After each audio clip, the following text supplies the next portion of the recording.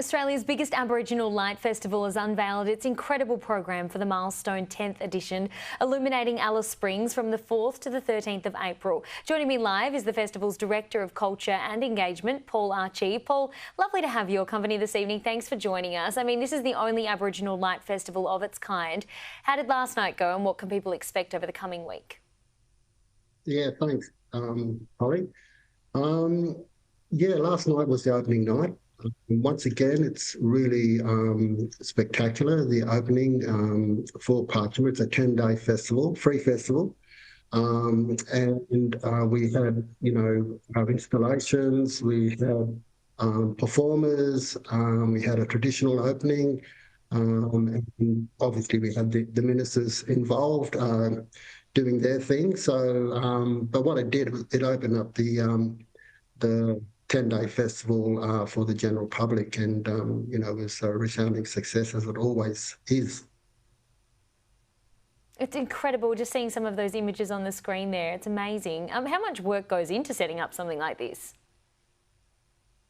It's pretty stressful. It has been stressful for the organising parties because we had a 1 week of torrential rain, that was basically across most of Australia. So we were hoping and praying that the sun would come out, and it certainly did. Right now it's absolutely magnificent.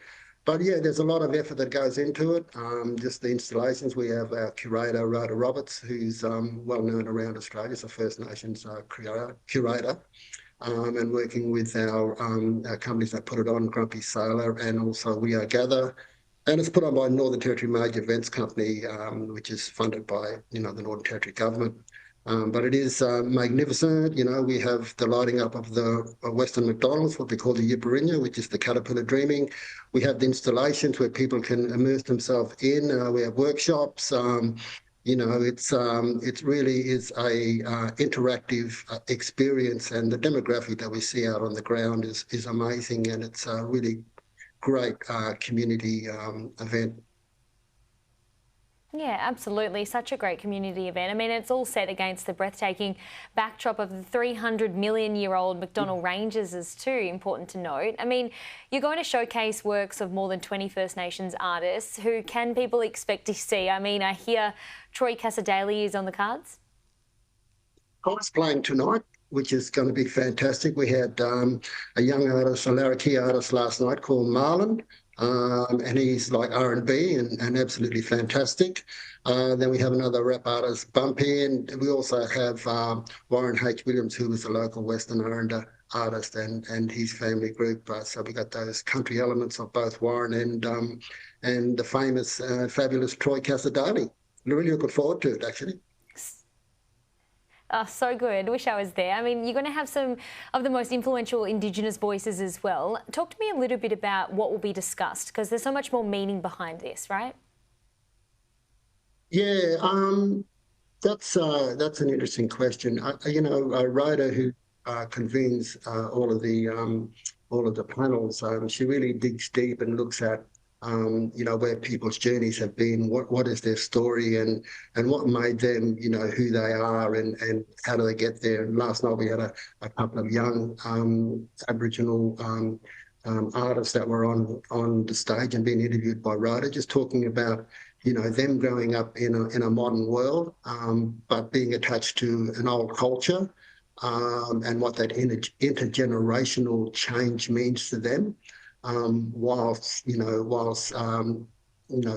extending the boundaries of what we do, but also keeping the foundation strong. So it's really about the culture. It's about the learnings of the culture. It's about that ongoing transfer of knowledge, and that keeping the spirit alive. Really, it's quite powerful. It's really a good insight into how people are thinking. Yeah, and what were some of the, I guess, key points or some key takeaways that you took from those kind of conversations? Because it's so good to hear firsthand in those raw moments how people are feeling. Yeah, it was just interesting. Like, we had two young people from the Kimberleys on, and they're quite successful in their own right, especially in that animation space. But they were just talking about, questioning who they were and how they fitted into society and just the challenges of being, Aboriginal and not feeling, comfortable and feeling like they're not worthy. But then through their art and through their creativity, they've found their voice, which then empowers them to be, not so much leaders, but, they'll certainly develop into being leaders. But I think getting that, that I suppose confidence and that support from community in terms of what they deliver to the community, which will put them in good stead. So yeah, it was really insightful in terms of the journey and the story that is attached to their journeys. But yeah, just basically looking at how they navigate their way through life. Yeah, incredible, so impactful and so powerful, and what a wonderful event to do. So Paul, you've done an incredible job. I wish you all the very best with the rest of the festival. Thanks for coming on to chat to us. Sorry.